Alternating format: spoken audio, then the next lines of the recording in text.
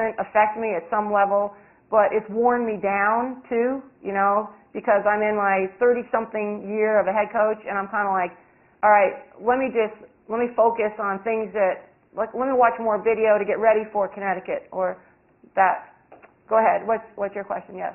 Yeah. So you have improved your team a lot. What do you think is the biggest difference you made throughout the process? Or in other words, what do you think is the biggest difference between an average team and an outstanding team?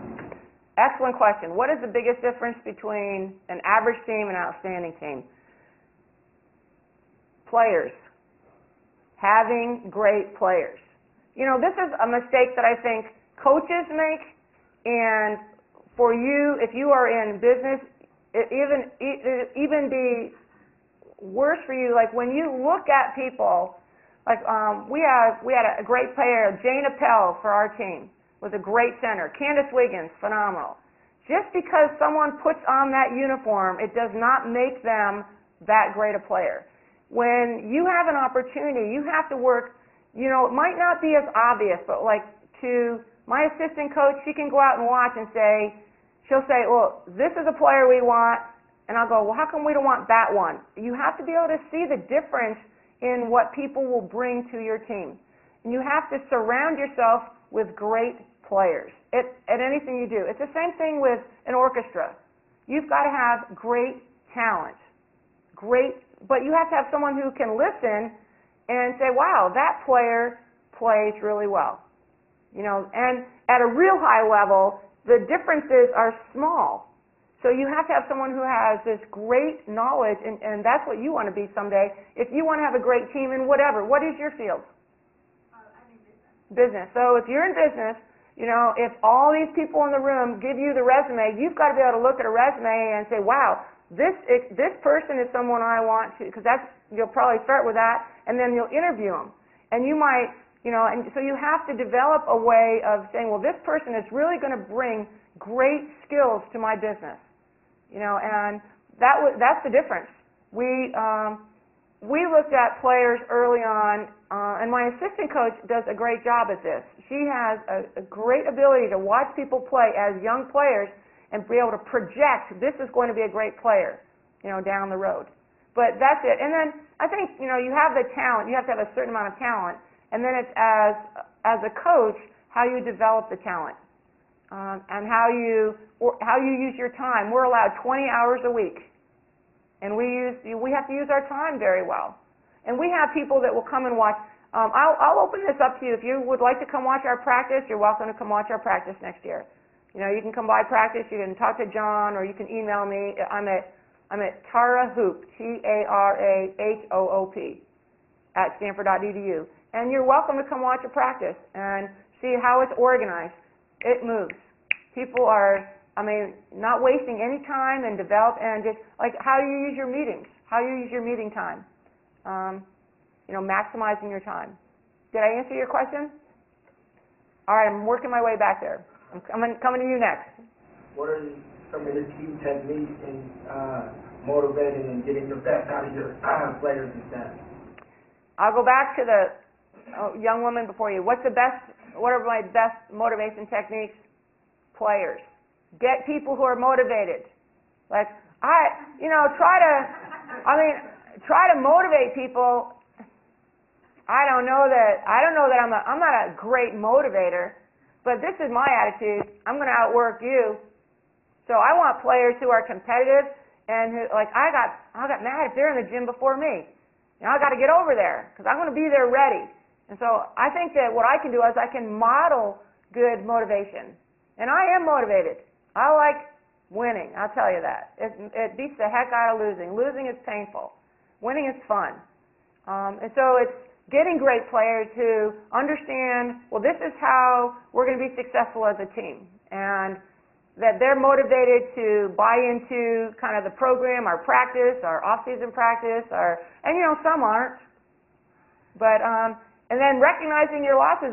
If this isn't a fit, I'll say, maybe Cal would whatever. So, but I think that surrounding yourself with motivated assistants. I walk in, one of my, I just walk in and I'll say, how's it going today? Great. I mean, surround yourself with upbeat, positive, interesting, enthusiastic, knowledgeable people. And then recruit those kind of people.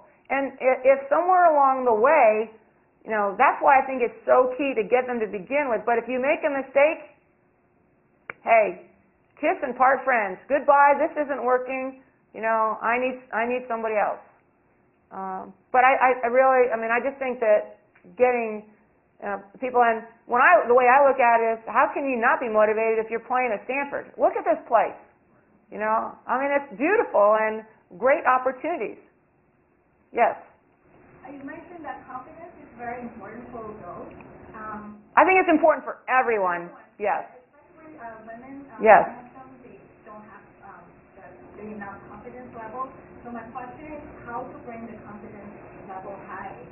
Mm-hmm. Or maybe speaking for yourself, are you always this confident? Over the years, you have to work hard on that. I think that's a great question. The question is, how do you develop confidence, and maybe how do you keep it?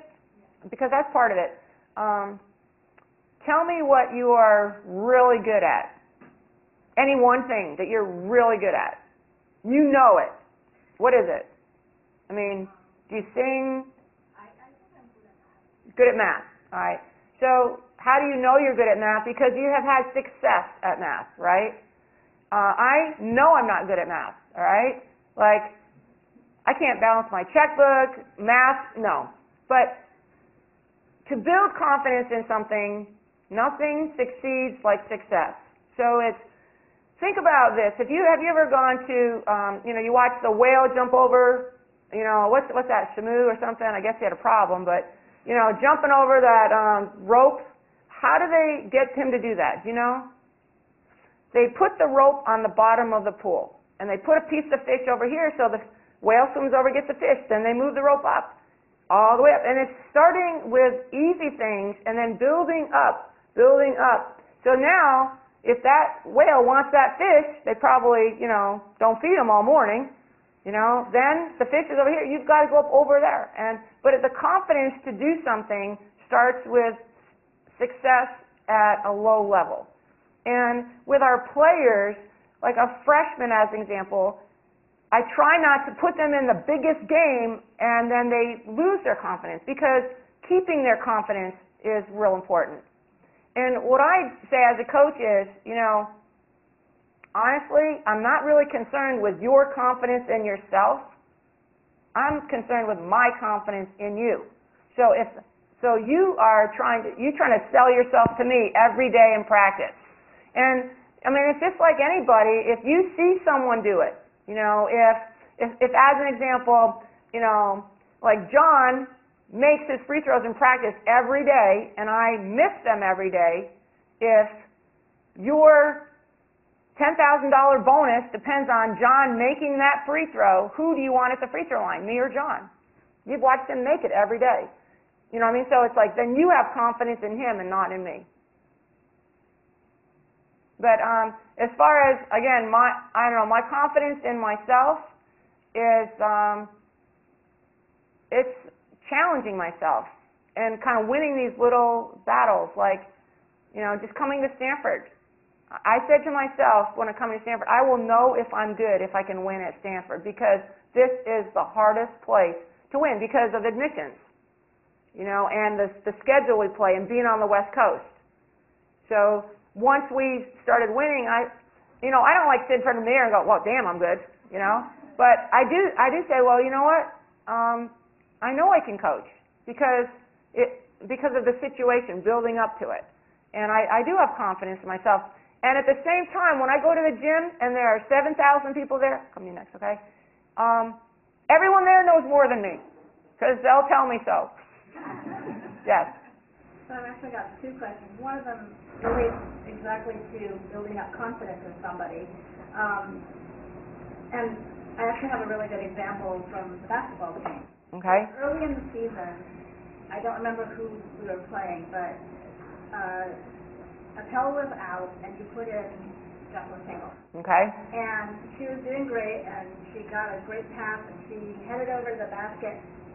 And then it was very clear she had no idea what to do with the ball. And I felt really bad for her because here she was, and everybody was staring at her, and she didn't know where to pass it, and she didn't know whether to shoot, and she was kind of open, and it was. Yeah. But as the season progressed, she obviously developed into this much more confident player. How do you take what might have been a little bit of a setback and get over that? Well, the question is about one of our freshmen, how she developed confidence in her game and how she kept it.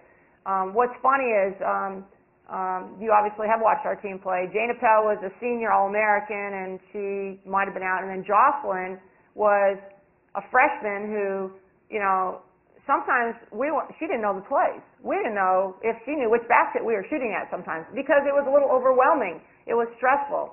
And I think about this like, if this table were a lot longer between John and I, how many people could walk on this table from this chair to that chair? Everybody, right? Could anyone not walk on this table, assuming that it's sturdy? We could all do it, right? But if we put this up 10 stories, across 2 buildings, then it would change. And that's what we do every day when we challenge people, and like in a game, in a big game, we put it up there, and now we expect, and I use the analogy with our team, I am your net. I am here for you. Now I'm asking you to walk across that and to perform, in front of these people, but we're here for you. So even if you messed up, and what's funny about this one person that you picked out, for us to go to the Final Four, Jocelyn Tinkle made the winning basket.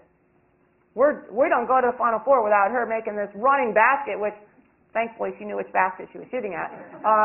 But it's understanding, I think, having a background and developing people and not putting people in situations where they can't be successful. Yes?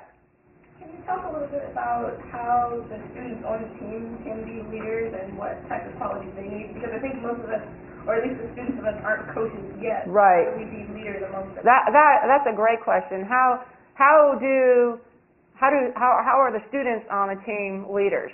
I guess my answers are stories, and I will tell you one of my absolute favorite stories with a young lady named Jamila Weidman.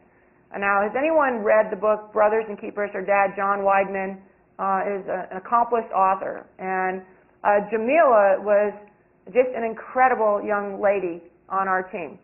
And she amazed me every day. So I have learned a lot of leadership from different players on our team. And I learned a lot from Jamila all through her 4 years at Stanford.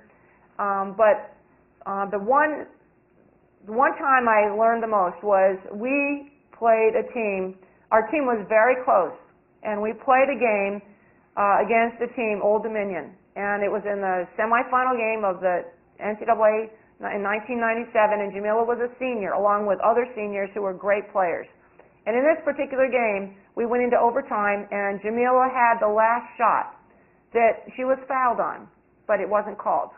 And I'm biased because this is my player. And, I mean, the pain of losing this game I have never seen by any other team.